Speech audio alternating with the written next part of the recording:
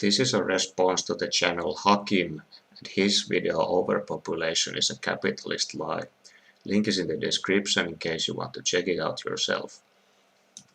Before we even discuss whether this is really a problem or not, I'd like to discuss my proposed solutions. Because I know there are some people who have a warped idea about overpopulation and have a Nazi-like solution to it, I'd like to distance myself from these people before we break this down further. I am not calling for genocide or eugenics. Those things are bad, and I hope if you're a decent person you'll understand why. I do not want any of these things or anything related to these things. My solutions are government programs to hand out free contraceptives to everyone who has reached puberty, better education, especially for women, and free access to abortions. I think these are rather uncontroversial solutions, dare I say very feminist ones even, and since 40% of pregnancies globally are unplanned, I don't think there's anything wrong with cutting that number down by these means. People should have babies only if they want to, right? Before we even start, I think the first error is blatantly in the title. Overpopulation is a capitalist lie. I don't know what papers you've been reading, but last time I checked, capitalists loved population growth because it means economic growth. Just look at the discourse around this issue in Japan, where the population is rapidly aging and people are having fewer and fewer kids. Japan isn't exactly a left-leaning country and they are doing everything they can to get people to start procreating. The idea of overpopulation has become widespread in modern discourse. You see it mentioned by economists, politicians, comedians, and even everyday acquaintances. It's the idea that there are simply way too many people, and since the resources of the Earth are finite, this is supposedly a big problem. You really do see this argument popularized nowadays. The thing is, though, it's all nonsense. There's no such thing as overpopulation. Let's have some food for thought. Humanity, collectively, produces enough food to feed over 10 billion people. Yes, they do. In fact, we could produce way more than that since 77% of our agricultural land is used for animal agriculture. And as many vegans might tell you, you could just eat soy instead of meat. But food is not the only resource humans need for a satisfying life. In addition to food, we need shelter, clothing, access to healthcare, transportation, information, entertainment, etc. In the modern world, a smartphone and internet access are a necessity. The other side of the coin is climate change. Sure, we have enough coal in the Earth's crust to give electricity to every person living on Earth, but burning it all wouldn't be exactly a good idea. More on those later. In the so-called developed countries, that is to say, those that live off of the exploitation of the third world, the smallest fraction of the population work in agriculture, meaning that even with, in some cases, only 1 to 2% of the population working in agriculture, we manage to produce food in superabundance. So, where is the problem? Why are hundreds of millions chronically malnourished? Why are billions more going hungry every night? The problem is, as with many things, capitalism. Here Hakim goes on about food production and capitalism and all that. I tend to agree with his points, but they have nothing to do with overpopulation, so I'm just going to skip it. The real tragedy, or comedy depending on how you view it, is the supposed solutions provided to this problem. It's even become the punchline of many comedy routines. Cleansing, thinning out the herd, essentially mass murder. In your argument, this does not follow, since you said directly that the only thing we should care about is food scarcity. Even if that did become a problem, you wouldn't solve it by a deliberate genocide. Do you realize how dumb that sounds? Sir, there are starving kids in Africa. What do we do about it? Let's just fucking kill them. However, I do see how some people might go down this road if you take in consideration other things than food. I myself, for example, am not scared that we will run out of food. I do care about our living standards and the living standards of people in other countries. I care about pollution in our oceans and I care about wildlife. I also care very, very much about climate change to which overpopulation is the primary cause. This leads me to maybe hesitantly concede that forced sterilization programs just to control population growth might lead to a more healthy planet. However, there's a thing holding me back, and it's called basic ethics. Forced sterilization is a violation of a person's basic human rights, and it can't be justified for any reason. It's interesting how outright elimination of entire populations is viewed as a fix, even jokingly, sooner than systemic and sustainable solutions like decreasing fertility rates and improving agricultural production in the countries most plagued by the overpopulation non-problem. Why provide family planning, birth control, and education to young people in the developing world when you can instead slowly kill them off? Why help develop industrial agricultural production so as to help countries become self-sufficient when you can make what Nazi Germany did look like child's play?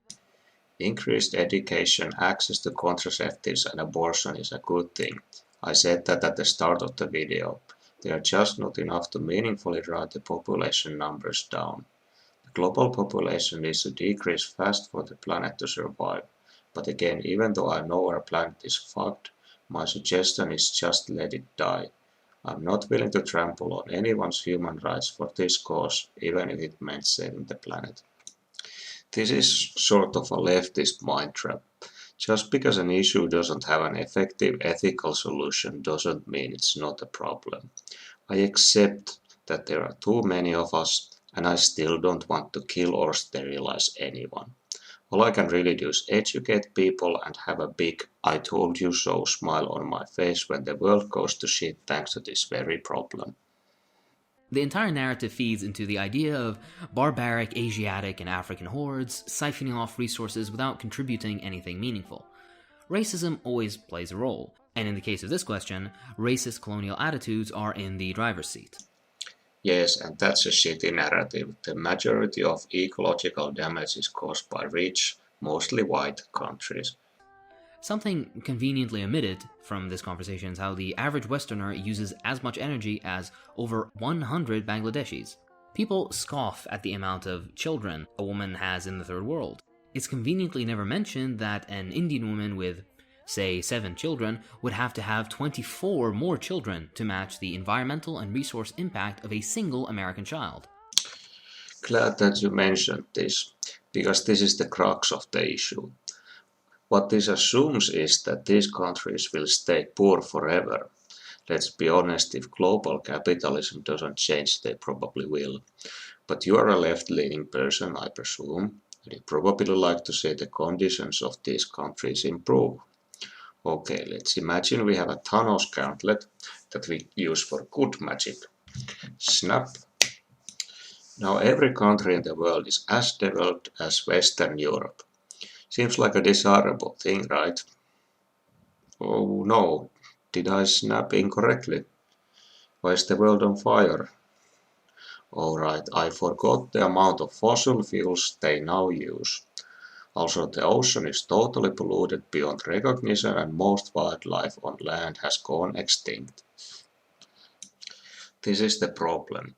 We are already facing massive ecological disasters worldwide, and it's completely true that the rich white countries are mostly to blame. But if we are having these massive problems now, we can't afford to bring more countries into a prosperous and wealthy lifestyles. This is me saying that overpopulation is a problem everywhere. The rich white Western countries are consuming too much, not per capita but as a whole, and the poorer countries are overpopulated because they can't join our prosperous lifestyles or the world's carrying capacity and climate couldn't handle it. The rest of the video is him talking about how bad capitalism and genocide is. I agree, capitalism needs to go and genocide is immoral. However, he still keeps going about how belief in overpopulation leads to Hitler-esque dreams of mass murder and forced sterilizations like in North Korea. I'm going to stress this for the 10th time or whatever.